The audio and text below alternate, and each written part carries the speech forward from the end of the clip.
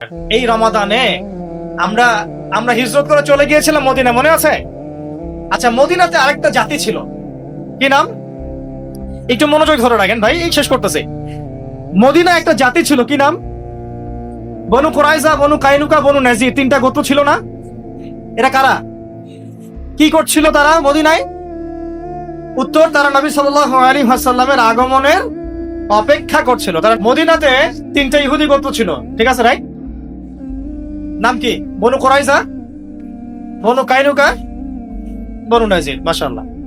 এখন আপনাদের কাছে প্রশ্ন করেছিলাম, তারা সারা দুনিয়া বাদ দিয়ে ওখানে কি করতেছে?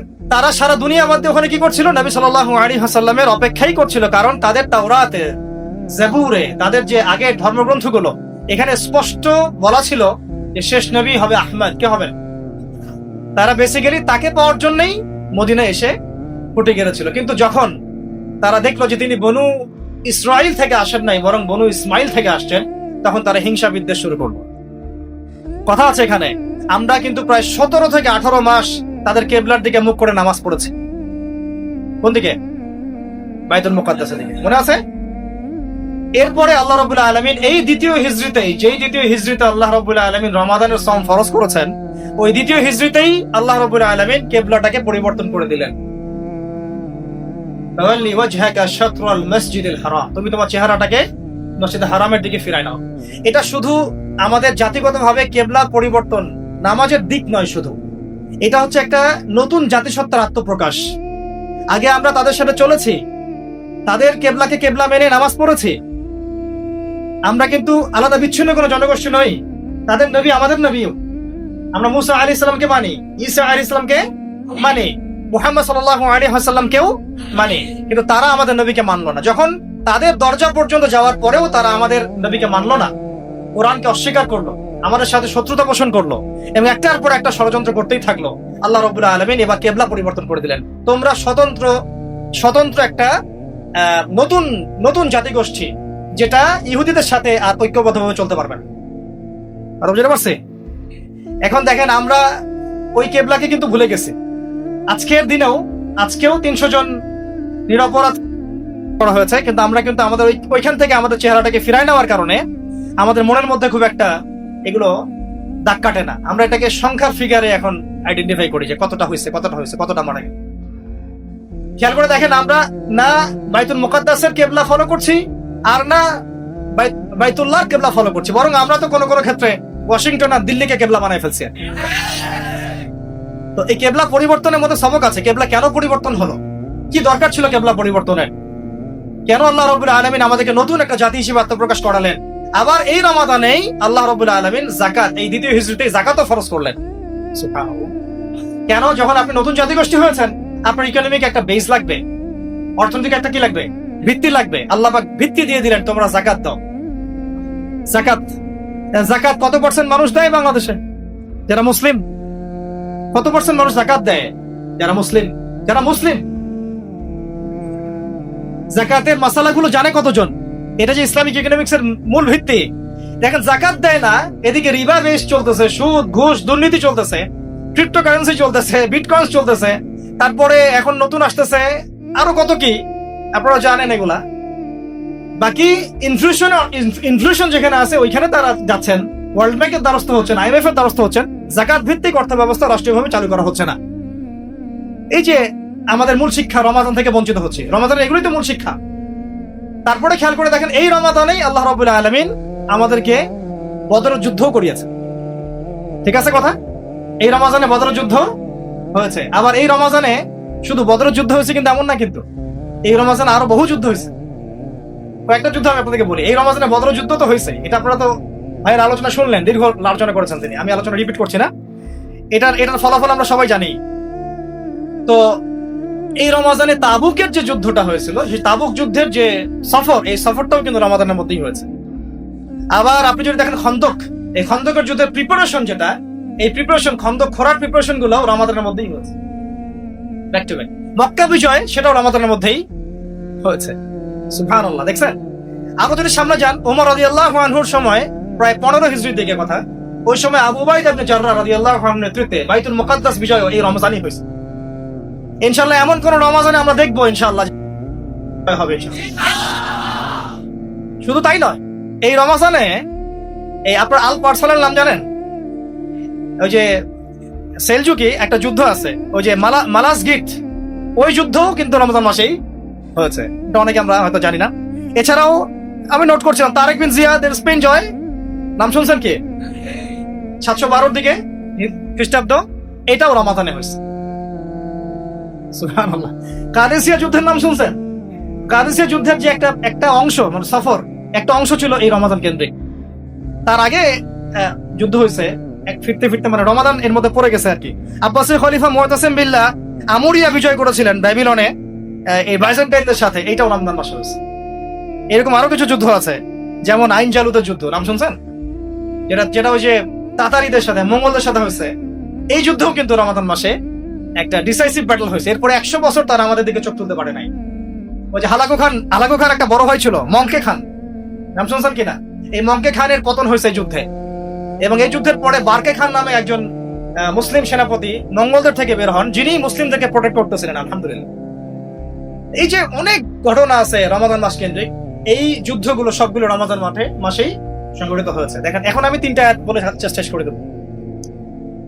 আপনারা 3টা আয়াত মিলাই নিবেন জাস্ট কোরআনে। একটা আয়াত আমি শুরুতে বলেছিলাম, কুতিবা আলাইকুমুস সিয়াম কামা কুতিবা আলাল লাযিনা মিন ক্বাবলিকুম লাআল্লাকুম তাত্তাকুন। রমাদান মাসের সওমের যে মূল উদ্দেশ্যটা, এটা এখানে আল্লাহ রাব্বুল আলামিন আমাদেরকে বলেছেন লাআল্লাকুম তাত্তাকুন, যাতে করে তোমরা তাকওয়া অবলম্বন করতে পারো। দেখেন, আমাদের এই যে জাহিলিয়াত দূর করার কথা বললাম, ইসলামী সমাজ বিনির্মাণের কথা বললাম, মদিনা রাষ্ট্র কায়েমের কথা বললাম, আর রমাদান মাসে যে যুদ্ধ ফরজ হয়েছে, মানে রমাদান মাসে যে যুদ্ধগুলো হয়েছে, ফরজ আগে হয়েছিল, রমাদান মাসে যে যুদ্ধগুলো হয়েছে, এই যুদ্ধগুলোর মধ্য দিয়ে নবী সাল্লাল্লাহু আলাইহি ওয়াসাল্লাম যে পুরো জাজিরাতুল আরবের মধ্যে ইসলাম কায়েম করে দিয়েছেন, এই যে পুরো কথাগুলো আমরা বলছি, এগুলো তখনই বাস্তবিক রূপ লাভ করবে যখন আমরা তাকওয়ার শিক্ষায় শিক্ষিত হতে পারব। তাকওয়া ছাড়া এগুলো কিছু অর্জিত হবে না। ওই আয়াতগুলোর উপরে আমাদের নবীজি এমন ভাবে আমল করেছিলেন যে তিনি নিজেই 66টার মতো যুদ্ধের মধ্যে ইনভলভ ছিলেন। কয়টা? প্রায় 66টা। তার মধ্যে 43টা হচ্ছে আপনার এই সারিয়া, এবং 23টার মতো গাজওয়া, আরো কম বেশি প্লাস মাইনাস। তো দেখেন, তাকওয়ার শিক্ষাটা আমরা কিভাবে অর্জন করব? এটা কোথায় থাকে? কলিজার মধ্যে। তাকওয়াহু হাহুনা। আল্লাহ পাক বলেন, ইন্না আকরামাকুম ইনদাল্লাহি আতকাকুম, তোমাদের মধ্যে সবচেয়ে বেশি সম্মানিত আমার কাছে সেই ব্যক্তি যে তোমাদের মধ্যে সবচেয়ে বেশি মুত্তাকি। এখন নবী সাল্লাল্লাহু আলাইহি ওয়াসাল্লাম একটা উসুল দিয়ে গেছেন, উসুলটা একটু বোঝার চেষ্টা করি। তিনি বলেছেন, আনতা আবুদুল্লাহ কাআন্নাকা তারা, তুমি এমন ভাবে আল্লাহর ইবাদত করো যেন তুমি আল্লাহকে দেখছো। ওয়া ইল্লাম তাকুন তারাহু ফাইন্নাহু ইয়ারাক, তুমি যদি আল্লাহকে দেখতে না পারো তাহলে আল্লাহ পাক তোমাকে দেখছেন।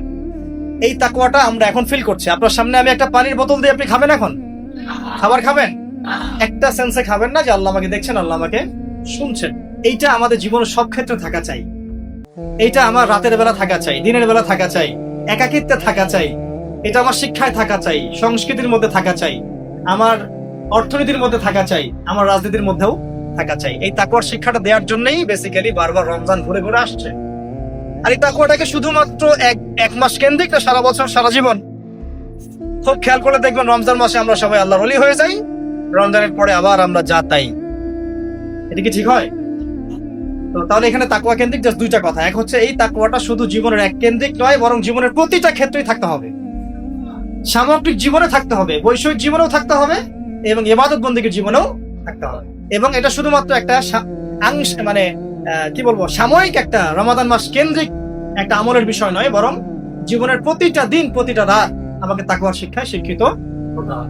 এই তাকওয়া যদি আমরা ধারণ করতে পারি, ওর আলোকে আমরা আমাদের পরিবার, আমাদের প্রজন্মকে করতে পারি, তাহলে ওই চূড়ান্ত যে লক্ষ্যটা বলছি, মক্কা বিজয়, যেটা রমজান মাসে হয়েছে, ওই দিকে ইনশাআল্লাহ আমরা হাঁটতে পারবো ইনশাআল্লাহ। তার আগে মদিনা রাষ্ট্রও তো লাগবে ইনশাআল্লাহ।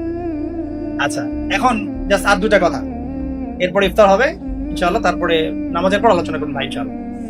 আপনারা এই আয়াতটা সবাই জানেন, কুতিবা আলাইকুমুস সিয়াম। ডানে বামে আর 2টা আয়াত আছে, ডানে বামে 2টা আয়াত আছে। একদম আরবি ব্যাকরণের ভাষায় সেম ওজনে, সেম সিকা দিয়ে 2টা আয়াত আল্লাহ রাব্বুল আলামিন সূরা বাকারে নাযিল করেছেন। ডানে বামে আয়াতগুলো খুব একটা দেখা হয় না আমাদের সমাজে। কুতিবা আলাইকুমুস সিয়াম বুঝলাম আমি, কুতিবা আলাইকুমুস সিয়াম আমার উপর সওমকে ফরজ করা হয়েছে। কুতিবা আলাইকুমুল কিসাস আমি বুঝলাম না যে আমার উপর কিসাসকে ফরজ করা হয়েছে। সুবহানাল্লাহ, কি বিষয় বুঝতে পারছেন? কুতিবা আলাইকুমুস সিয়াম বুঝলাম। একটা সেকুলারকে আপনি জিজ্ঞাসা করেন, রোজা রাখছেন? হ্যাঁ রাখছি। কেন রাখছেন? না রাখলে হয়? মুসলমান থাকা যায়? তো কুতিবা আলাইকুমুল কিসাস বুঝলেন না কেন? কিসাসের মধ্যে কত কি আছে? কিসাস তো একটা আছে, হত্যার বদলে হত্যা। হুদুদ আছে না, শরিয়া আইন আছে না? চোরের হাত কাটার বিধান নাই? ধর্ষণের শাস্তি, ব্যভিচারের শাস্তি, আপনার জেনার শাস্তি, ডাকাতির শাস্তি, মোরতাদদের শাস্তি, শাতেনদের শাস্তি, এগুলো কি আমাদের বানানো লস? আল্লাহ পাকের ডিভাইন লস। এগুলো কি আল্লাহ পাকের পক্ষ থেকে ঐশ্বরিক, আল্লাহর পক্ষ থেকে নাজিল করা। আল্লাহ পাক কি এমন কোন ল দিতে পারেন যেটা মানবতা বিরোধী? বলেন, হতে পারে কখনো? তার মানে তারা তো আল্লাহর লকে অস্বীকার করছে না, তারা আল্লাহকে অস্বীকার করছে। আল্লাহর লকে অস্বীকার করা মানে কি? আল্লাহকেই অস্বীকার করা। তাহলে কুতিবা আলাইকুমুস সিয়ামের উপর আমল হচ্ছে, কিন্তু কুতিবা আলাইকুমুল কিসাস আর হুদুদ আর শরিয়া জাদুঘরে, এটা কোথায়?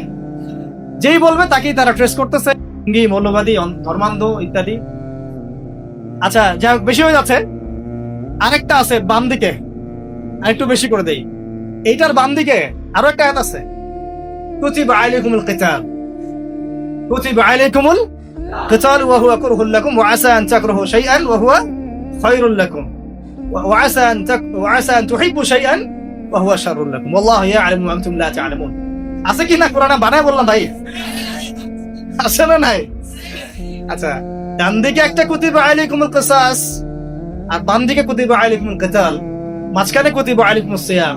আমাদের বাংলাদেশের আমরা 90% মুসলিম, মাঝখানেরটা নিয়েছি না, ডান নিয়েছি না বাম নিয়েছি। প্রেক্ষাপট আছে, আমি বুঝলাম, সব মানলাম, সব উসুল আমি বুঝি, এটা আমাকে বুঝাতে হবে না। কিন্তু আদর্শগত ভাবে আমরা মানি কিনা, আদর্শগত ভাবে আমরা আসলে এটাকে বিশ্বাস করি কিনা, স্বীকার করি কিনা, মানি কিনা। যে আল্লাহর হাতে আমার জীবন, সে আল্লাহর বিধান আমি মানি না। যে আল্লাহর হাতে আমার মৌত, সে আল্লাহর বিধান আমি আমার রাজনৈতিক জীবনে, অর্থনৈতিক জীবনে, সাংস্কৃতিক জীবনে, সামাজিক জীবনে মানি না। কিন্তু এদিকে আমি নামাজ, রোজা, হজ, যাকাত সবই করি, নাউজুবিল্লাহ। এই যে একটা কুফর, একটা শিরক, এটা তো একটা শিরকই বলা যায়। এটা কি আসলে কাম্য ছিল? আমাদেরকে এখান থেকে মেসেজ নিতে হবে। রমাদান শুধুমাত্র এই শিক্ষা দিবে না যে আমি শুধুমাত্র না খেয়ে থাকবো, পানি না পান করে থাকবো, স্ত্রী সহবাস ছেড়ে দিব না। আমাকে পুরো ইসলামের সামনে আত্মসমর্পণের শিক্ষা যেন রমজান দেয়। আল্লাহ পাক আমাদের বোঝার তৌফিক দান করুন। আর দেখেন, ওই কুতিবা আলাইকুমুস সিয়ামের উপরে কি নবী সাল্লাল্লাহু আলাইহি ওয়াসাল্লাম আমল করেছিলেন? সাহাবায়ে কেরাম কি আমল করেছিলেন? তাকওয়ার শিক্ষায় কি তারা দীক্ষিত ছিলেন? ঠিক একই ভাবে কুতিবা আলাইকুমুল কিসাসের উপরে কি সাহাবায়ে কেরাম আমল করেছেন? আমাদের নবী কি আমল করেছেন? তাহলে সেটা কি তার সুন্নতের মধ্যে বর্তায়? অন্তর্ভুক্ত না অন্তর্ভুক্ত না? আবার কুতিবা আলাইকুমুল কিতালের উপরে কি নবী আমল করেছেন? সাহাবীরা আমল করেছেন? 1400 বছর ধরে কি আমল চলে আসছে? তাহলে আমরা কি এই তিনটার আংশিক বিষয় নিব না পরিপূর্ণ বিষয় নিব? এইটুকু যদি আপনারা আজকে বুঝতে পারেন আমার আলোচনায়, বাস আমি মনে করবো যে আমার মেহনত সফল। শুধুমাত্র কুতিবা আলাইকুমুস সিয়ামের উপর থাকলে হবে না, বাকি সমস্ত বিষয়ের উপরে আত্মসমর্পণ করতে হবে। আল্লাহ পাক তৌফিক দান করেন। আমাদের নবীজি বলেছিলেন, আমার মেয়ে ফাতিমাও যদি চুরি করে আমি তার হাত কেটে ফেলব।